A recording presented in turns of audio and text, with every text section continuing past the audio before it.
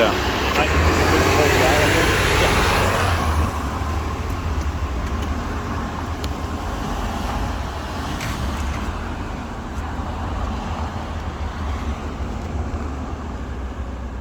Okay. All right.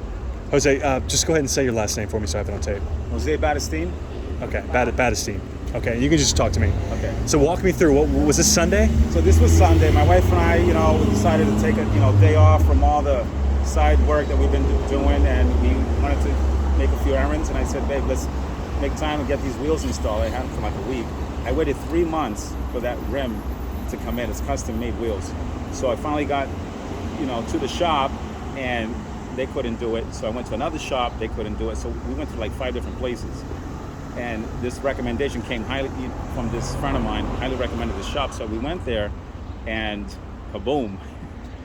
Yeah. Yeah. Walk me through, because you recorded it. So what happened? So I decided to run back to my Jeep while my wife was waiting for me. I grabbed my camera, I sprinted back into the shop, and my guardian angel, kid you not, said to me, Jose, you better hide behind that metal box.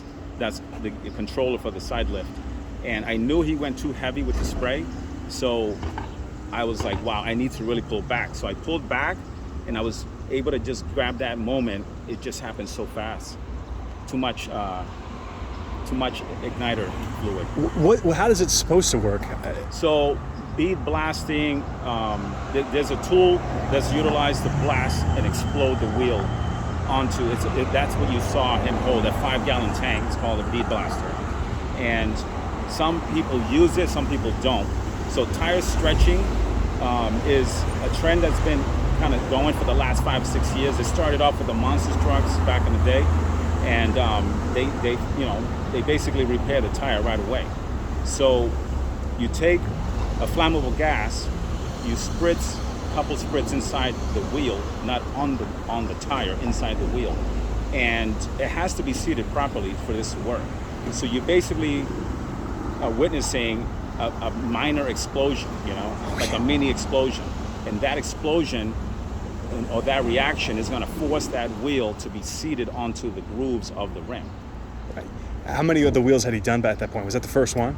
That was my first. Those rear wheels are technically 13 inches wide. They're 15 by 13, and I have Mickey Thompson Racing street legal tires, 295s that are supposed to be stretched to fit that size. And how much is the whole thing? That was $1,000 that you saw blow up right into the sky, 20 feet up. Did you know what had happened right away? I sensed something wasn't going to work out because he went a little too far with the spray. Yeah, that flammable gas or whatever it is that he utilized, it could have been starter fluid, but I haven't confirmed that yet. I knew he went too far, so that's when I pulled back and protected myself. As you noticed, you saw me bolt out of there like a linebacker. What did it feel and sound like? Because I watched your video, but I wasn't there, obviously. Yeah, so as soon as it exploded, I literally felt the pressure. I jumped back, I turned around, I ran out of there. I was startled, and my ears were ringing.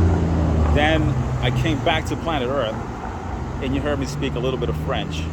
And then the alarms started to go off. My wife, in the Jeep's honking off, and then the smoke alarms went off, and I went back to see if he was okay.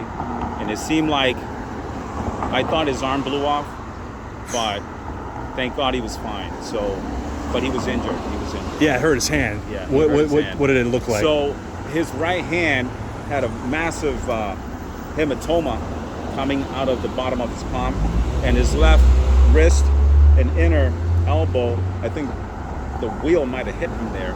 He had massive bruising there. I did recommend, 911, but the guy with the dress shirt that was next to him, the mechanic, that I thought, okay, if you see a guy wearing a dress shirt and he's in a mechanic, shop, if he's a mechanic, you gotta be careful. But they didn't call for help. They didn't call for help. It happened so fast. Everyone showed up. The neighbors came in, and it was something very, very strong. I've been building cars since I was 19 years old, and I have 12 cars, and I've never experienced anything like this in my entire life. He could have been. I mean, you guys could have been seriously hurt. Yeah, I've seen many videos on how to properly install a tire that's, maybe a little too short or too narrow for that very wide wheel. So it's really hard to find the actual wheel that will match and fit so the wall is vertical. But stretching the tire has benefits, you know. It prevents the tire wall from rubbing onto the fenders. Right. So there's reasons why people do it, not only for just, you know, stance, but I believe there are racers out there that utilize this as well for more traction control. How many times have you watched the video? I watched it a lot of times. Yeah, we had people from the Netherlands. We had people from Italy. We had people from Puerto Rico, Dominican Republic, Australia, Mexico, Italy. I was getting all kinds of friend requests, and I don't know. It was just, my phone was just blowing up. How many times has it been viewed on your page?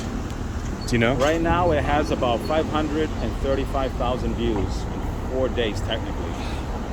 Yeah. So the behind the scenes shot with a camera shot recording, that particular video has about 1,700 views. Yeah, the Instagram. Can I put this down? I'll put it over here. The Instagram page that he said I could use that. Yep. Yeah. Is that okay right there? Yeah.